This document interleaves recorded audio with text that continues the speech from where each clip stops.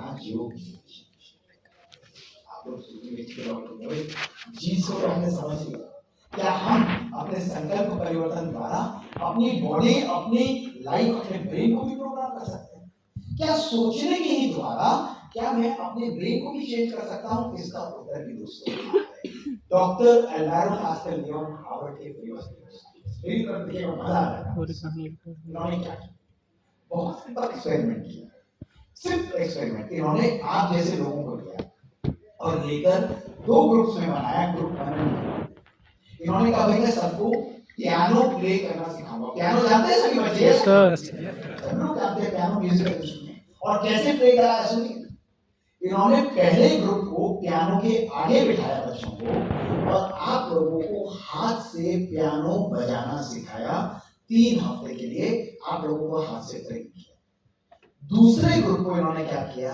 आप लोगों को पियानो नहीं दिखाया, आपको केवल उसकी वीडियो दिखाई, उसकी फोटो दिखाई और आपसे इमेजिन करवाया कि आप लोग पियानो को प्ले कर रहे हैं। यानी एक ग्रुप प्ले कर रहा था और एक केवल सोच रहा था। इन्होंने 3 हफ्ते बाद ब्रेन के सबके एमआरआई करे और एमआरआई करके इन्होंने क्या देखा कि जो लोग काम कर रहे थे और जो लोग केवल सोच रहे थे, दोनों के ब्रेन में क्या चेंजेस आए। रिजल्ट्स क्या थे दोस्तों? सुनो। जो लोग केवल प्ले कर रहे थे, उनके ब्रेन में वो एरिया जो कि पियानो को प्ले करता है वो एक्सपैंड करके इल्यूमिनेट करता है। लेकिन दोस्तों मजे की बात ये थी, जो लोग केवल सोच रहे थे, प्ले नहीं कर रहे थे, उनके ब्रेन में भी वो एरिया उतना ही इल्यूमिनेट करके एक्सपैंड किया। यानी केवल संकल्प परिवर्तन द्वारा, केवल सोच कर भी आप अपने ब्रेन, अपनी बॉडी को रीवायर कर सकते हैं दोस्तों। इस साइंस को कहा जाता है न्यूरोप्लास्टिसिटी। हम कहते हैं ना, आप चिंता मत करना, मैंने इसको कुछ बोला नहीं है, आप बिल्कुल परेशान मत होना, मैंने केवल सोचा ही था, मैंने किसी को कुछ बोला नहीं है। दोस्तों जैसे ही आप संकल्प लेते हैं, आपका संकल्प आपके ब्रेन से बाहर निकलकर सब जगह जहां जहां टारगेट होता है वहां पर जाकर अपनी छाप छोड़ना आरंभ कर देता है दोस्तों। इसी के लिए डॉक्टर एरिक कैंडल को नोबेल प्राइज मिला था।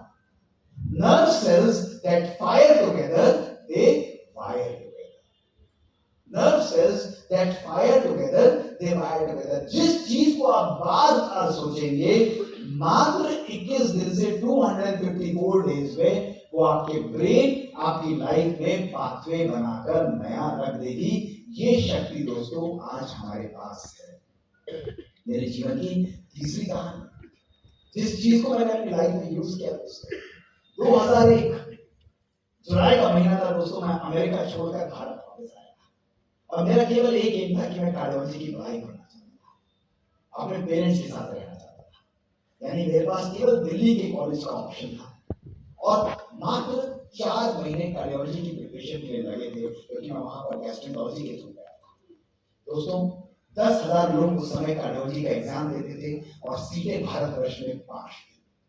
मेरे टीचर्स, मेरे सीनियर्स मेरे साथ एग्जाम दे रहे थे और मुझे पता था कि मेरे लिए प्रैक्टिकली एग्जाम को क्लियर करना नामुमकिन है, क्योंकि ये वो एग्जाम था जिसके लिए लोग 1 नहीं 2 नहीं 3 4 साल भी पढ़ते हैं।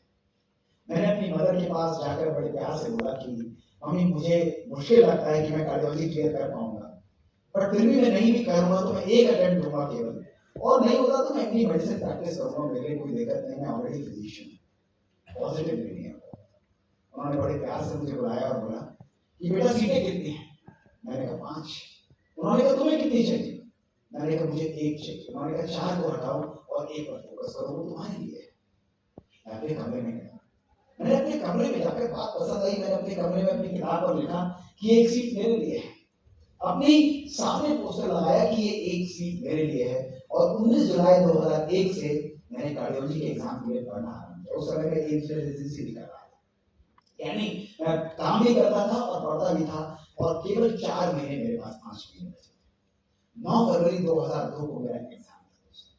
दिल्ली का खालसा कॉलेज, 5-7-8 हजार लोग एग्जाम देने आए थे। सैटरडे का दिन था, 9:30 से 12:30 का एग्जाम, 3 घंटे का एग्जाम, 100 क्वेश्चंस दोस्तों।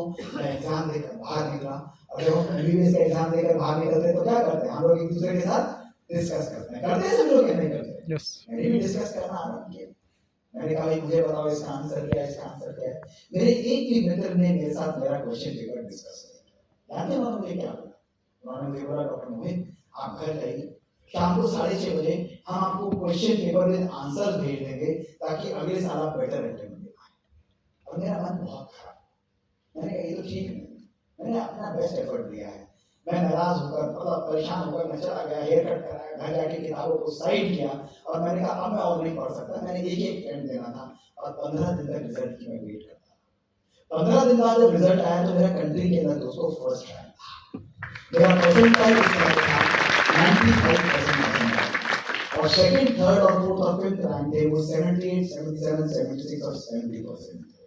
और दोस्तों लोग कहते थे ये मैजिक है, मैं कहता था ये योग और मैनिफेस्टेशन द्वारा मैनिफेस्टेशन की शक्ति है। दोस्तों जब आप संकल्प और लक्ष्य को आपस में चिपका देते हो और बाहर डू नॉट डिस्टर्ब का बोर्ड लगा देते हो तो प्रकृति और परमात्मा की बातें हो जाता है कि वो आपकी सफलता आपके चरणों में लाकर रख देते हैं।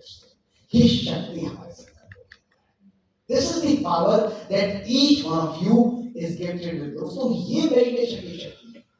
लोग लॉ ऑफ अट्रैक्शन पर काम करते हैं, मैं मैनिफेस्टेशन पर काम करता हूं। उन 5 महीने एक भी दिन मैंने अपने मन में संकल्प ही नहीं जाने दिया कि मैं कार्डियोलॉजिस्ट नहीं बनूंगा, पता नहीं मैं कर पाऊंगा नहीं कर पाऊंगा।